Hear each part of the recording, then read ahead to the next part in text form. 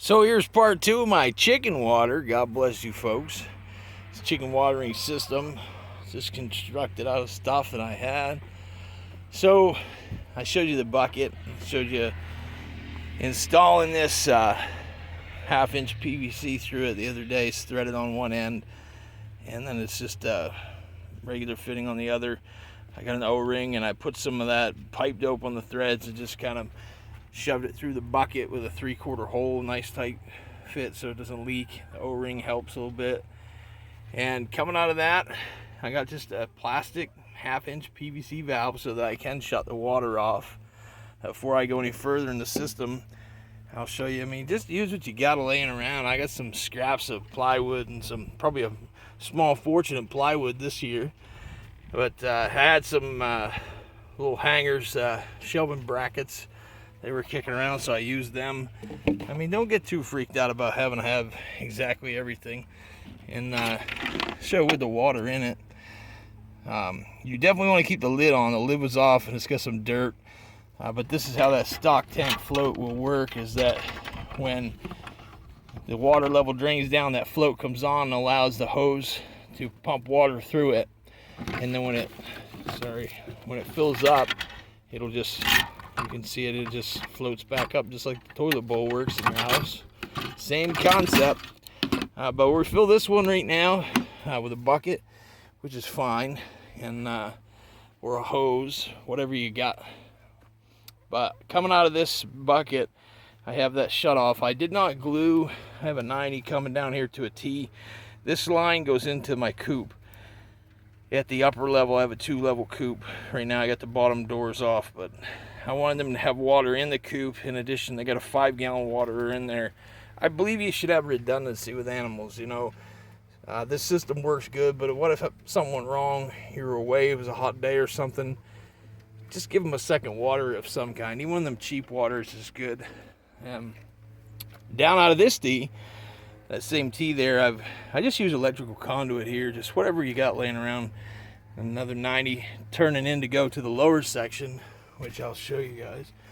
Here it's a kind of the pen area needs to be cleaned out, but what I've got is when it comes down into that lower section, I wanted them to be able to have water out here in the pendant area. But again, they have a step that they can get up in the coop and access either of those waterers. So they have multiple waterers.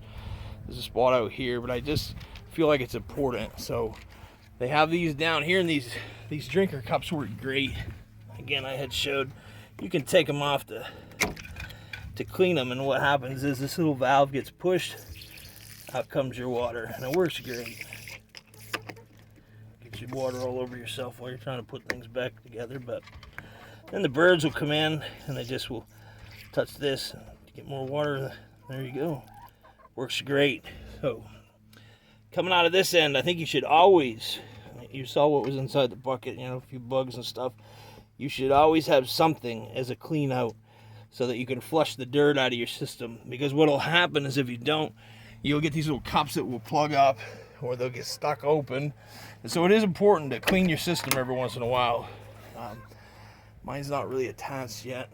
I still have my heat lamp in here from winter, just kind of stored in here, but it comes in the coop, and I haven't done any permanent attachment. I don't really like to permanently attach things because I like to be able to take it apart, clean it, clean the coop. I don't want to have to work around all kinds of stuff.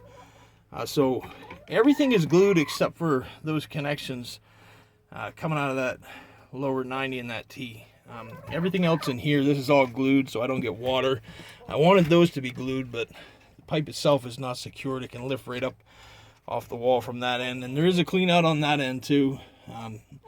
That one's primarily in case I want to run another line over here. But pretty simple. Chicken water system works great. Again, these 5-gallon waters are worth it if you can lift them. They make a 3-gallon one. It's a little easier to lift. I got a bad back.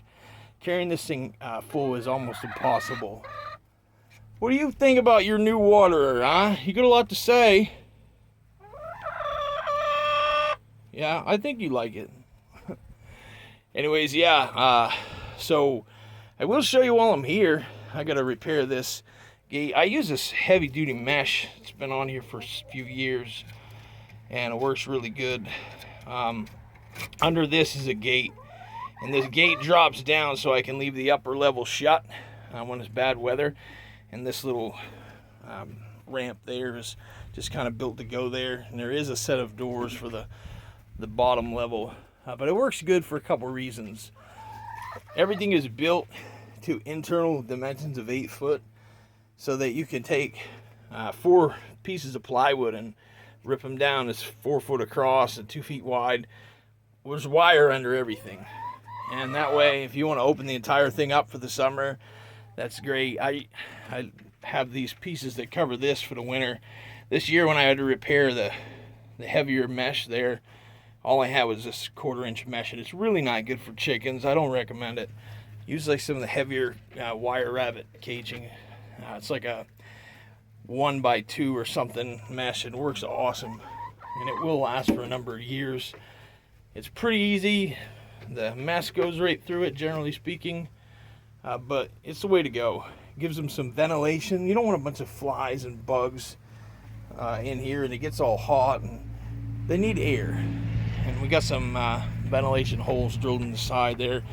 But your animals, really, the best way to end up with healthy animals is clean water, clean food, and a clean place for them to live. And I mean, hey, I suppose if I had to, I could rough it in the chicken coop, although this floor needs to be cleaned up. And we do have an outside water or two that goes here. Again, I know it seems kind of redundant, but it's just better to have a lot of water.